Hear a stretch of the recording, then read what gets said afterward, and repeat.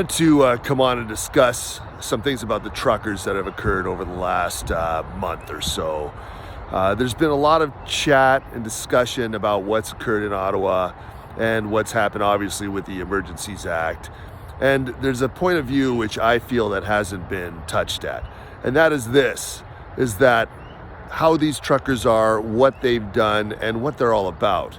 I'm lucky enough that through my consulting business, I've been able to work with a lot of the people who are in that particular industry.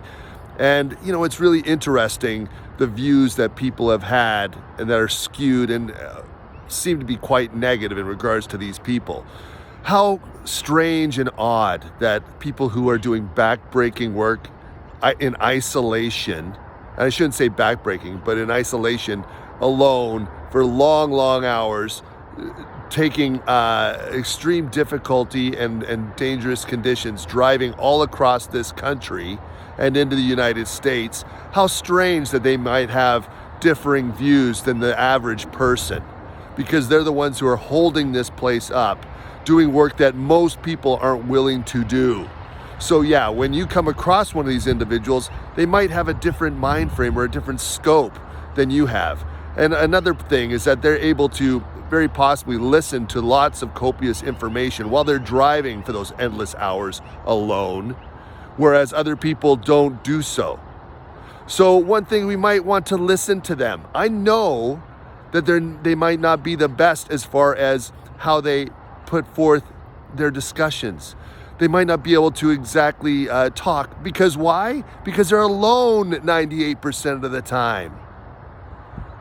So when they do gather together, which they've never done in the history of the industry, saying that there is a problem, and they organize, and they take a long period of time to get to Ottawa, in which other people have the opportunity to prepare how they're going to address the situation, maybe we should think better than to call them misogynistic Nazis. Furthermore, when they go to protest, they go to the greatest extent to make it peaceful, or so it would appear. From all reports that I've seen, yes, there are going to be some bad apples in the bunch that are going to do something. That happens with the situation with numbers. But they're actually setting up childcare and spas or saunas, having music, going to the utmost extent to make themselves gracious to the community. Certainly Ottawa was put out. Certainly they were. And yes, they took their trucks. How dare they use what's available to them to protest? The very things that they've serviced everyone across the whole country to bring items to their homes. How dare they utilize those same things to further their point?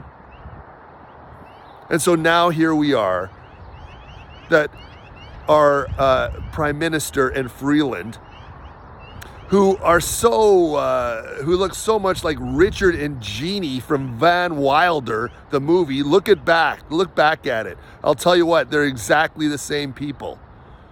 With the creeping nodding of the head from Freeland. What is that about? Anyway, the Emergency Act was meant for times of war. We were not under such pressure. Anyway, the point being is that now a precedent has been set. Yes, it's been redacted. It's been removed, sorry. The Emergency Act is still no longer enacted.